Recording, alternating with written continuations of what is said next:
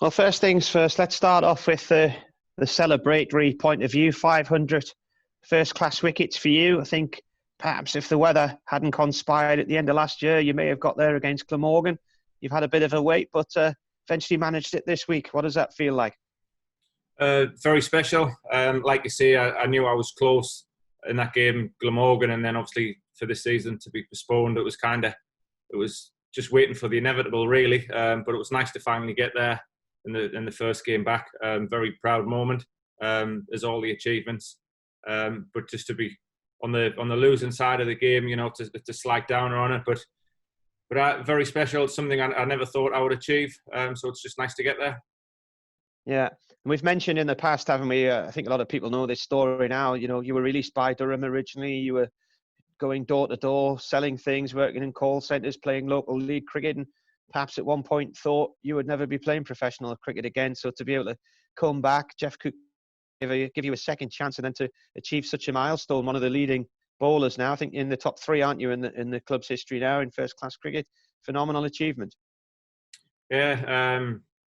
Last night I had lots of messages and things, and when it came off the field, it was nice for the Yorkshire lads to be clapping as well and showing their appreciation. So things like that are a nice touch. But you mentioned Jeff. Without Jeff, initially I wouldn't have been part of Durham Academy as a young lad, and then again to be offered a second chance to come back, and within the last 12 years since that second chance, things have gone pretty well. So without Jeff, I certainly wouldn't be here, and I'm very grateful to him and every other coach and captain that's been part of the journey.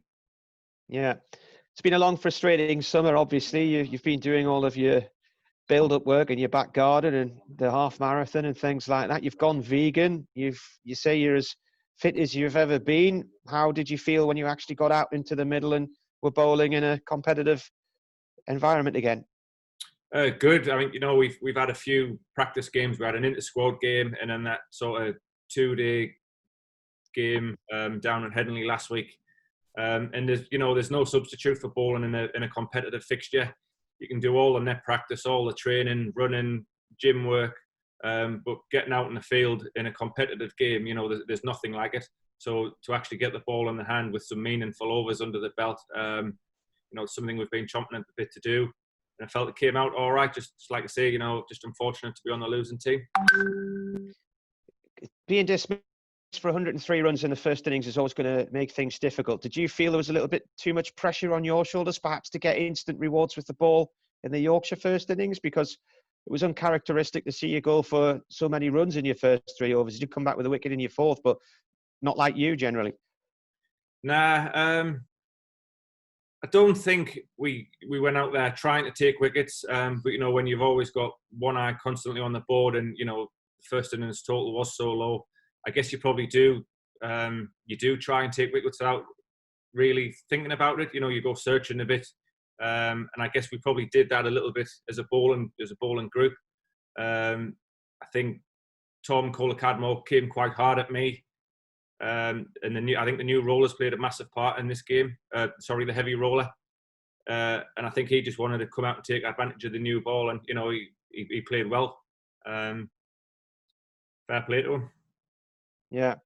Now, you fought your way back in with the ball, and then an excellent partnership yesterday afternoon from Alex Lees and David Bedingham of 136 runs, sailing along at that point. Nobody could have imagined what would happen next. Matthew Fisher gets the new ball, bowls Alex Lees, and I've never seen a delivery like the one he got Jack Burnham in, yorked him. Burnham ended up rolling along the pitch, and he actually said last night the ball came out of his hand wrong.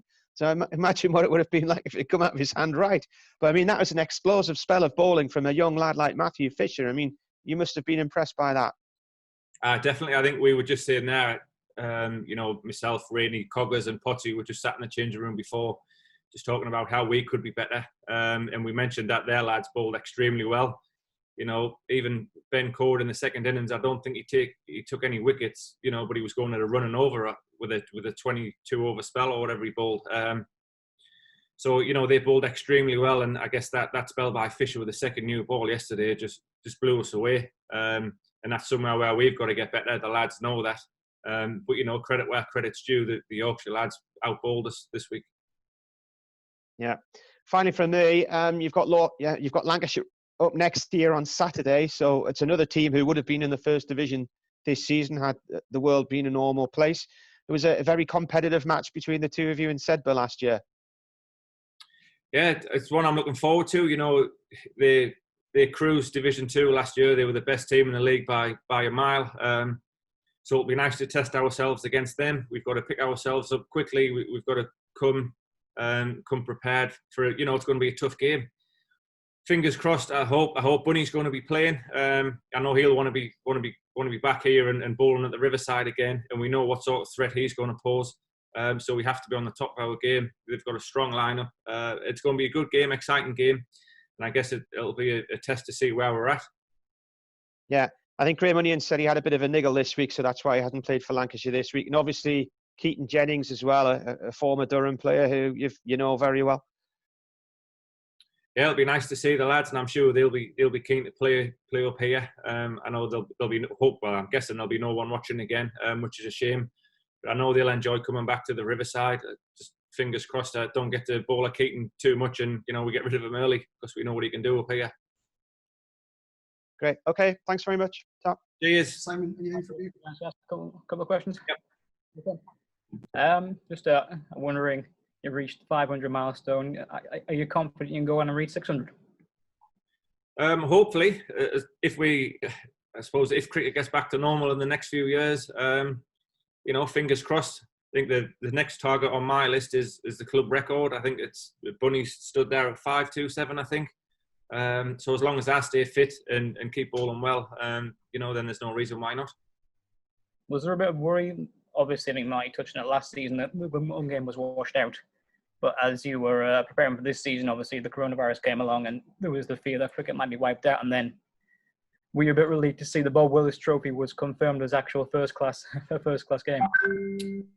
Yeah, I'd be lying if I said I wasn't relieved. I was pretty sure sort of midsummer that we weren't going to play any cricket. So to have a red ball competition, but for them to make it first class was key. And obviously when you've got milestones that are not far away, you want every game to count. So I was relieved. Does it become a bit harder when you get nearer the milestone? Were you aware of where you were? I was aware. I always, my dad's a massive follower. He's always watching. He kind of knows every stat more than anyone, really. So I always get a little reminder message from him and things like that. So I knew I was close. But like I say, just to get it now was, it's a bit of a relief. Not a bad player to get out. Tom Kohler, Cadmore. Has it been looking back at all the 500? Is there a particular one that stands out? Nah, not really. It's tough. All of them, to be fair. I think you appreciate every wicket you get. Say as long as I'm taking wickets and trying to contribute to Durham wins, then we'll keep cracking on.